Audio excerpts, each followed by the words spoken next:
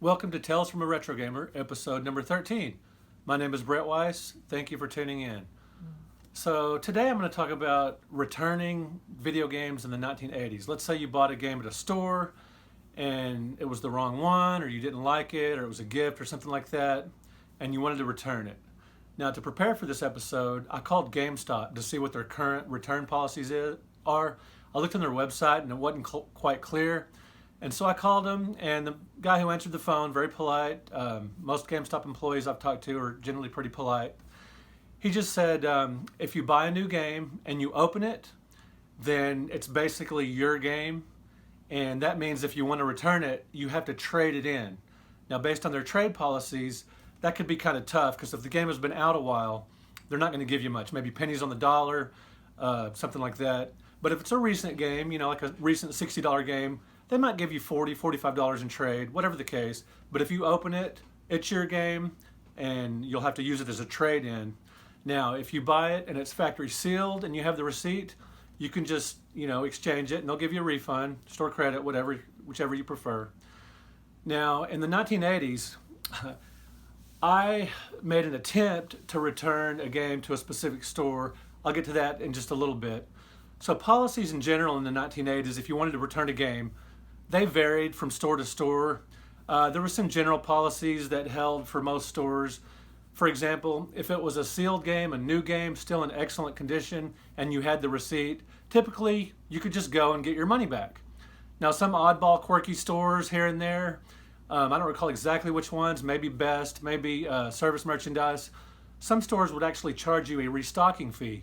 Even if it was factory sealed, even if it was new, even if it was beautiful, even if you had the receipt, you could return it for a refund, but they would charge you a little bit, to process it and put it back on the shelf. Typically, if you bought a game and you opened it and it was defective, usually if you turned it in, most stores, you would have to exchange it for the exact same game. They didn't want you buying a game, playing it, and saying it was defective, like lying about it, and then returning it for something else, sort of using the store as a rental service. They didn't want you to do that. So you had to trade it for the exact same game or the exact same system or same computer or whatever. Now, for a while at Toys R Us, they were actually, this was the early 80s, keep in mind, they actually had a policy where if you bought a new game and you brought it home and opened it and you played it for a while and you didn't like it, you could actually return it for a different game entirely, a brand new different game entirely. Now, this was unusual, and this policy didn't last very long because me and some of my friends sort of abused it. So we would go to Toys R Us, buy a game, come home and play it for a couple of days, maybe swap it out a little bit, 2 or 3 days, and then we would return it. I think it was maybe within a week. If you returned it, you had your receipt, you could trade it for something brand new. So we sort of used Toys R Us for a sort of a rental program for a while. There was hardly anything in the way of game rentals during the early 80s. You could test games on certain stores, had kiosks where you could try out the games, but a lot of times you were just buying blind, like based on a magazine interview or the back of the box or whatever. Rental stores were very few and far between. I remember one place in the Dallas-Fort Worth area, in the mid-cities, just some little mom and pop place. I remember when they started renting Atari 2600 and ColecoVision games. My friend Michael Thomason in New York, in the early 80s, he was one of the first people to rent games. So there were rental places, but they were few and far between, and there certainly weren't chains of anything like that. And so we used Toys R Us as a sort of a rental service for a while, but they eventually stopped that policy. Now, I loved shopping at Toys R Us for games. Another one of my favorite places to shop for games was the mall. Loved going to KB Toys. Absolutely loved Sears. Sears was a magical place to purchase video games, because you could try out the games. They had a kiosk, most Sears, you could, while your parents went to the different departments, kitchenware, hardware, sporting goods, whatever.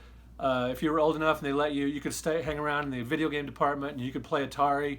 And they had these special telegames version of the Atari 2600 and the Intellivision. So that seemed kind of odd that they had sort of a Sears branded version of those consoles. They had pretty typical restocking fees or restocking policies. And another store I shopped in at the mall was JCPenney's. Now, this is where my interesting return story takes place.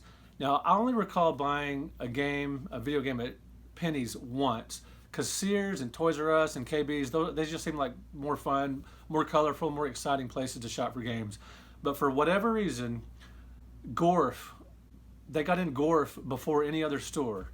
So I found, I was out doing game chasing back before that was, a phrase, and I was looking around at the different stores, and Gorf had just come out for the ColecoVision, and I could not find it anywhere. J.C. Penney's of all places had it. They had it under glass. Now, before I get to my return story, I'll tell you a little bit about Gorf.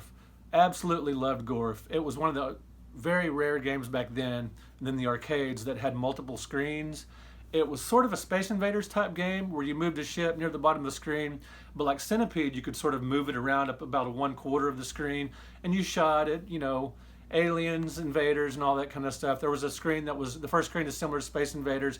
There was a Galaxian screen, and I used to play Gorf at Treasure City when I'd go there with my parents, and they would go look around for, whatever, just household items or whatever. I would play Gorf right out front. Back then, department stores, just about everywhere, convenience stores had, at least 1, 2, or 3, whatever, arcade games. And Treasure City and Haltom City, Texas, between Dallas and Fort Worth, had Gorf, and I absolutely loved that game. Well, I bought Gorf at JCPenney, and I took it home, and I was super disappointed with it. Now, I wasn't disappointed with the general game. It was very good. It was missing the voices, which was no surprise, because the ColecoVision, unlike the Intellivision and the Odyssey 2 and some other systems, it did not have a voice module. Now, some games had voices, but Gorf, they did not attempt to emulate the voice effects that you found in the arcade. That was disappointing, but it wasn't a deal breaker. Now, the ColecoVision was missing the Galaxian screen, probably for copyright purposes. Now, that didn't super surprise me because Donkey Kong was missing one screen, Donkey Kong Jr. was missing a screen, Rock and Rope was missing a screen. Several ColecoVisions were missing one of the screens from the arcade game, so I wasn't surprised that Gorf was missing the Galaxian screen. Neither one of those two things were deal breakers. If that would have been the only problem, I would have been perfectly happy with the game. So in the ColecoVision game, when you get to the flagship level, the final flagship level, where there's a big spaceship that goes back and forth across the top of the screen, looks like something out of Star Trek, and as this mothership, or flagship as they call it, goes back and forth, you're supposed to shoot it, and as you shoot it, it takes away chunks of it, where eventually you can shoot to the center of it and make it explode. Well, in both the ColecoVision version and the arcade version, it would drop like bombs on you, or some kind of bullets that would fall. I guess they were bombs. They would fire at you. Fine, no problem yet. Well, in the arcade game, when you shot the bombs, they would just go away. Well, in the ColecoVision version, when you shot the bombs, you would actually score points for that, which I thought was really weird. That bothered me somehow. I was sort of a purist. I wanted a pure competition, and I was a total geek who would write down all my high scores, and just playing by myself, if I beat one of my scores, I would mark it out and add my high score. I kept that. I still have my notebook to this day. And so with Gorf, it just ate at me for some reason. I was 14, 15 years old. This stuff seemed very, very important to me at the time. It bothered me that the ColecoVision game gave you points when the bombs dropped at you and you shot the bombs. The reason being, you could delay destroying the flagship and just keep shooting those bombs and sort of artificially raise your high score. Well, to me, this sort of seemed like cheating, and I thought, okay, I just won't purposely shoot the bombs unless I have to. I'll just bypass that and just shoot the ship. But just knowing in the back of my head that I could still shoot those bombs for extra points when you could not do that in the arcade just bugged me to no end. It bugged me so bad that I took this game back, next time we were at the mall, to JCPenney's, to this poor worker standing there at the glass showcase. And I was, in my idiot kid way, I was trying to explain to her what I just told you, why I was returning this game. And she looked at me like I was a complete idiot, which I'm sure I sounded like. And I was telling her, but my score, blah, blah, blah. And she was like, okay, no, you've opened the game, you've played the game, you cannot trade it for another game. If there's something wrong with the game, you can have another copy of Gorf. They had several in the case. And I was like, but that's not the problem. I can just stay on this one level forever, artificially raise my, high score, and the challenge is gone. It's not like the arcade game. Still, totally lost on her. She couldn't have cared less. She just wanted this annoying kid out of her hair, And eventually, sadly, I took Gorf home, and to this day, I still have my Gorf game. Unfortunately, I do not have the box because I made this horrible decision at some point in the late 80s to get rid. By this point, around 88 or 89, I had over 80 ColecoVision games with boxes, with manuals, everything. And I made a brilliant decision to get rid of all the boxes. That's a story for another episode of Tales from a Retro Gamer. So tell me in the comments below, have you ever returned a game to a store and you got some unusual response? Were you rejected? Just if you have any return stories when you try to return a game, let me know in the comments below. I'd really appreciate it. Speaking of comments, last week I did a video on Classic Game Fest, the wonderful video game convention in Austin, and I asked you guys what your experiences was with Classic Game Fest, and I got some really interesting comments. I'll just read a few to you. Jesse1280 says, "My husband and I really enjoyed your panel. Thank you very much for coming out for that. I really appreciate it. Jeffrey Wittenhagen and I had done a panel. It was awesome." And Wired Up Retro says, "Enjoyed hearing about your experience. Sounds like a great time with very good pickups for you. I'm a TI-99 fan as well."